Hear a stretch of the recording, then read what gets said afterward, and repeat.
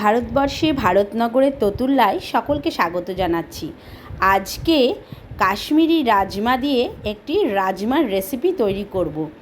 গরমকাল জানি সবাই হালকা পছন্দ করছেন, কিন্তু তবুও মাঝে মাঝে খেতে ইচ্ছা করে রাজমা। এখানে এক বাটি রাজমাটা কতটা আছে তা বলতে পারবো না, তবে আমি এই রাজমাটা কাঁচাটা দেখাচ্ছি।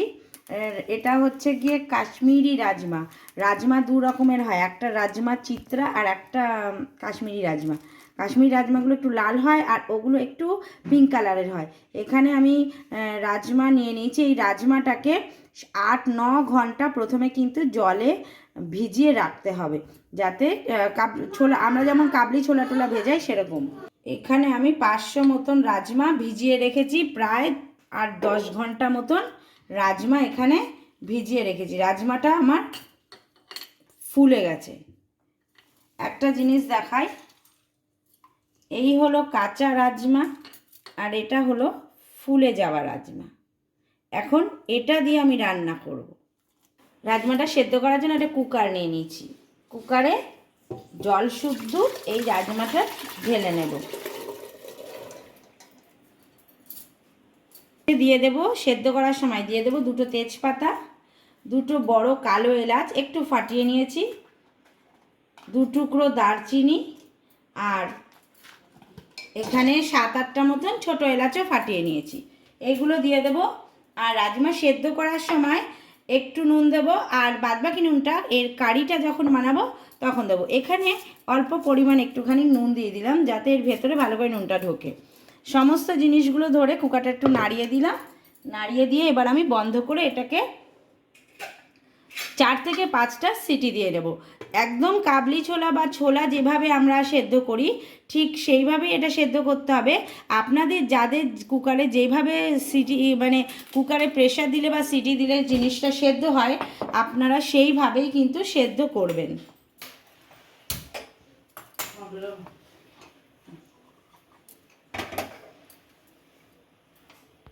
দিয়ে দিচ্ছি 2 টেবিল চামচ সর্ষের তেল। তেল গরম হয়ে গেছে, একটা ছোটো চামচ দিয়ে দিলাম জিরে, গোটা জিরে। জিরেটা দিয়ে একটু নাড়াবো। জিরেটা একটু ভাজা ভাজা হচ্ছে, তার জন্য একটু অপেক্ষা করব, একটু সুন্দর গন্ধ বেরোবে আর একটু ভাজা হবে। দিয়ে দিচ্ছি একটুখানি হিং। হিং দেওয়া মাত্রই 2টো বড় সাইজের পেঁয়াজ কুচিয়ে রেখেছিলাম, সেই পেঁয়াজগুলো এখানে দিয়ে দিচ্ছি।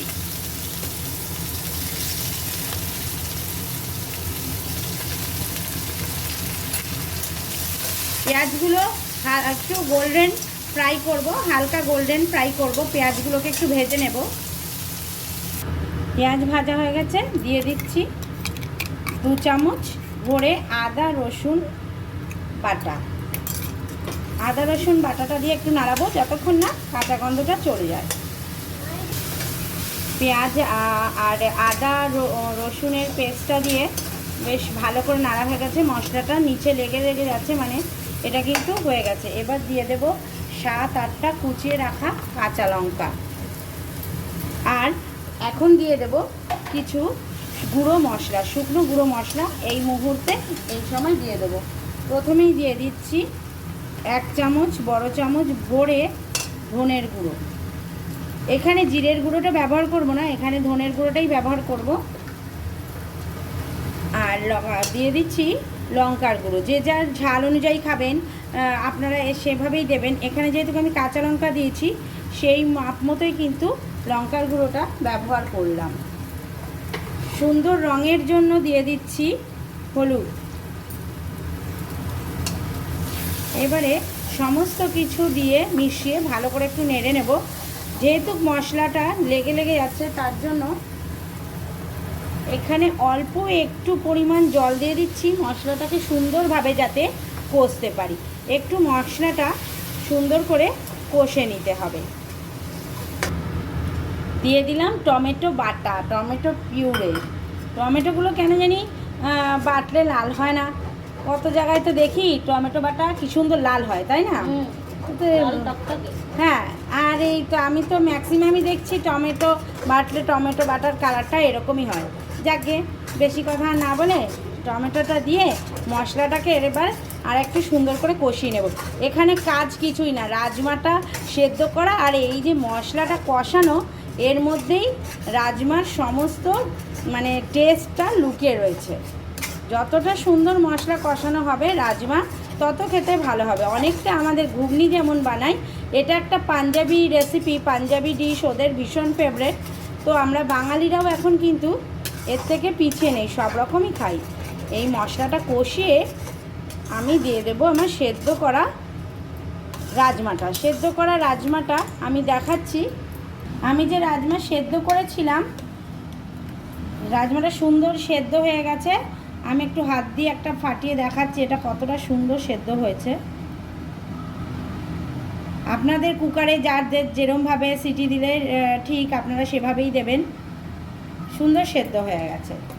মশলাটা কষিয়ে এবারে এই রাজমাটা আমি দিয়ে দেব। মশলা কষে গেছে, এখন এতে দিয়ে দিচ্ছি সেদ্ধ করে রাখা রাজমা, একদম ওই জলটা সমেত দিয়ে দিচ্ছি।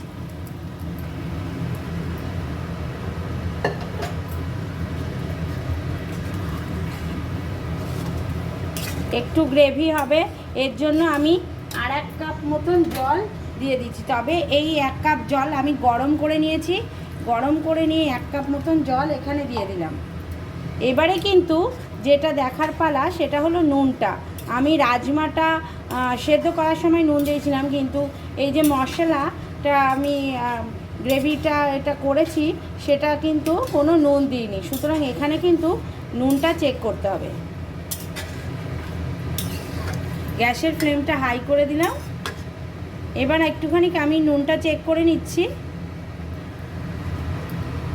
আমার নুন দিতে হবে, আপনাদেরও এখানে স্বাদ অনুযায়ী নুনটা দিয়ে নেবেন। আমি স্বাদ অনুযায়ী নুন দিয়ে দিলাম, আপনারা আপনাদের স্বাদ অনুযায়ী নুন দিয়ে দেবেন। এবারে গ্যাসের ফ্লেমটা হাই করে দেব, হাই করে দিয়ে এটাকে একটুখানি ফুটতে দেব। যদি হাতের কাছে কস্তুরি মেথি থাকে তাহলে কিছুটা কস্তুরি মেথি কিন্তু হাতে স্ম্যাশ করে এখানে দিতে পারেন, যারা কস্তুরি মেথি খেতে পছন্দ করেন। আমার কাছে নেইও এবং আমরা ফ্যামিলিতে পছন্দ করি না বলে এখানে কস্তুরি মেথি কিন্তু দিলাম না। কস্তুরি মেথিটা দিলে কিন্তু একদম পাঞ্জাবি স্টাইল বা ওদের যে অথেন্টিক ফ্লেভারটা সেটা চলে আসবে। আবার কেউ যদি মনে করেন গরম মশলা ব্যবহার করবেন, সেক্ষেত্রে গরম মশলা গুঁড়ো ব্যবহার করতে পারেন, কিন্তু আমি এখানে করলাম না, যেহেতু গোটা গরম মশলা দিয়ে আমি কিন্তু রাজমাটা সেদ্ধ করেছি। এটাকে এখন ফুটতে দেব। রাজমা ভালো করে ফুটে গেছে, ফোটার পর আরও 2-3 মিনিট মতন রাজমাকে ফুটিয়ে নিতে হবে। আমিও ফুটিয়ে নিয়েছি। ব্যাস, রাজমা তৈরি, রাজমা কারি তৈরি একদম পাঞ্জাবি স্টাইলে। শেষে দিয়ে দিচ্ছি 1 মুঠো ধনে পাতাটা ফ্লেভারটা ভীষণ ভালো আসে। ধনে পাতা দিয়ে নাড়িয়ে এবারে গ্যাসের ফ্লেমটা অফ করে দেব। আজকের এই রাজমার রেসিপিটা যদি ভালো লেগে থাকে বাড়িতে কিন্তু একবার অবশ্যই বানিয়ে খাবেন। এবং রাজমা কিন্তু ভাতের সঙ্গেও যেমন ভালো লাগে, রুটি পরোটা এসবের সঙ্গেও যায়। দেখেছেন তো অনেক জায়গায় দেখায় রাজমা চাওয়াল, মানে বিশাল ব্যাপার একটা। তো আপনাদের যদি আজকে রাজমার রেসিপিটা ভালো লেগে থাকে তাহলে অবশ্যই আমাদের চ্যানেলটাকে সাবস্ক্রাইব করবে, লাইক আর শেয়ার করে আমাদের এগোতে সাহায্য করবেন এবং অনুপ্রেরণা দেবেন। সকলেই সুস্থ থাকুন, ভালো থাকুন। আজকের মতন নমস্কার, ফিরবো আবার নতুন কোনো সুন্দর রেসিপির সঙ্গে। আর যারা ফেসবুক থেকে আমাদের এই রেসিপিটা দেখছেন তাদের বলছি আপনারা ফেসবুক থেকে দেখলে ফলো করবেন, লাইক শেয়ার করবেন। নমস্কার, আর সকলকে নমস্কার জানিয়ে শেষ করছি।